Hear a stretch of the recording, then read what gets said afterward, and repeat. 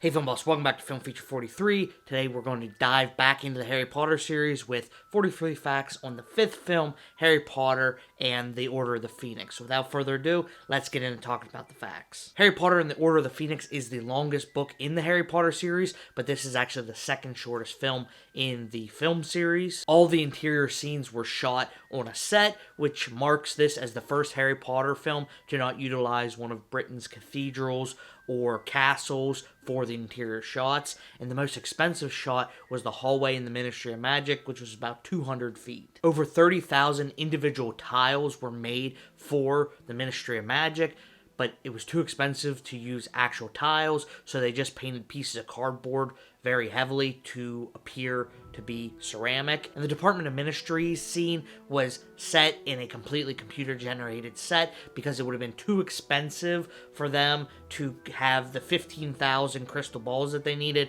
to fall and break and then completely reset, so everything was CGI. And if you ever find yourself at the Ministry of Magic, the code to get in the door is 62442, which spells magic. In the Order of the Phoenix, the Black family was expanded, and J.K. Rowling actually gave filmmakers over 70 names to put on the Black family tapestry and backstories with how they were all related to each other. Several members of the Black family have astrological names like Sirius, which is the brightest star in the sky and is designated by Alpha Canis Majoris. Andromeda is the closest galaxy to the Milky Way, and Bellatrix is the third brightest star in the constellation Orion. Bellatrix was originally supposed to be played by Helen McCrory, but she became pregnant before filming started, so the role was given to Helena Bonham Carter. McCrory would come back and play Narcissa Malfoy, Bellatrix's sister, in The Half-Blood Prince. Unfortunately, she died in 2021, but Tom Felton credited her in his book for her role as Narcissa to giving Draco Malfoy a shade of humanity that he desperately needed. In the final scene, Helena Bonham Carter, playing Bellatrix, improvised by shoving her wand into Matthew Lewis's ear, who played Neville Longbottom. It'd be a fun idea to use my wand as a Q-tip. Unfortunately, she ruptured Matthew Lewis's eardrum, and he was unable to hear from that ear for weeks. Don't give it to her! But then it went too far, and as I put it in, he went that way, and I think it actually did draw blood inside his ear. Lewis couldn't catch a break on the set of The Order of Phoenix. He and Rupert Grint were ordered by Alan Rickman to stay at least 5 meters away from Rickman's BMW because on the set, A Goblet of Fire, they both dumped a milkshake all through Rickman's car, leading to the ban. Bellatrix wasn't the only character to be introduced in Order of the Phoenix. 15,000 girls auditioned for the role of Luna Lovegood. Ivana Lynch was 9 out of the 30 finalists, and after seeing her audition tape, David Barone, who was a producer, said that that's Luna and didn't want to watch anybody else's tapes. Unbeknownst to everyone who was doing the casting for Order of the Phoenix, Lynch actually wrote a letter directly to J.K. Rowling asking her for the part of Luna Lovegood. And once she got the role, Lynch started making costume decisions for Luna, making her radish earrings by herself, and she was supposed to be barefoot throughout the entire movie, adding to Luna's kind of lunacy, but filmmakers decided that was a bad idea. The only scene that stayed in the movie where she's actually barefoot is when they're in the Forbidden Forest, and it was 50 degrees outside, and Ivana was offered a foot double. Your feet, aren't they cold? Bit.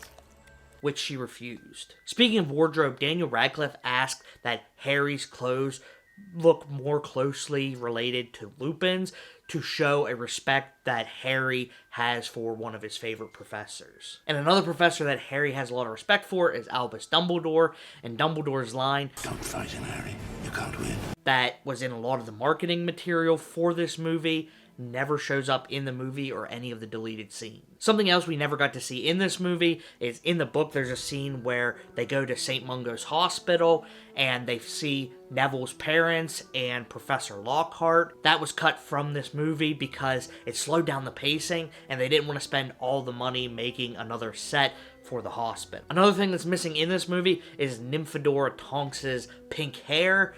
the filmmakers decided to give her more of a purple color hair because they didn't want to draw connections between her and Dolores Umbridge. Imelda Staunton was the only choice that producers had to play Dolores Umbridge. Daniel Radcliffe has said that Imelda is an amazing person and is one of the only people that can go from herself to her character in a moment's notice. And Stephen King has said that Umbridge is the best make-believe villain to come along since Hannibal Lecter. Extra padding was added to her costume as the story progresses to make her look more rigid, and she goes from a lighter shade of pink to a darker shade of pink as she gains more power. And even though they hate each other in the movie, Imelda Staunton and Emma Thompson are actually good friends in real life, starring in 7 movies together and living across the street from each other. Now let's talk about some returning characters, specifically Mad-Eye Moody, Cho, and the Weasley twins. In the Order of the Phoenix, when the Order shows up at Privet Drive to save Harry,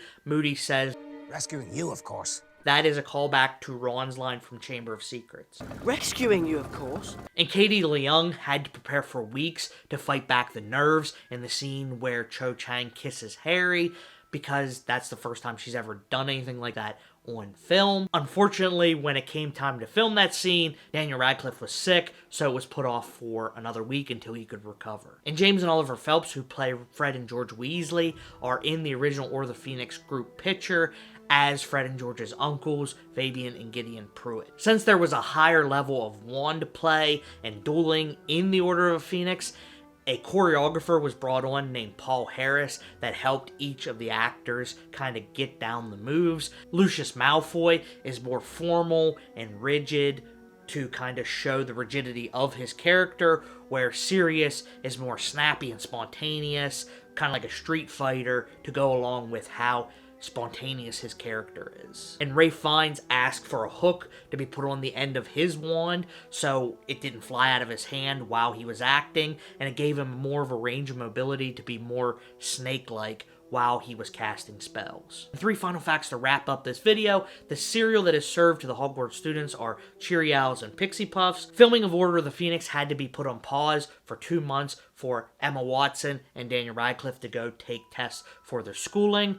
And at one point, Emma Watson wanted Order of the Phoenix to be her last Harry Potter movie, but she couldn't bring herself to see someone else in the role of Hermione. Rupert Grint was actually the only one of the main 3 who never considered dropping out of the Harry Potter series. So that's all the facts that I have for Harry Potter and the Order of the Phoenix.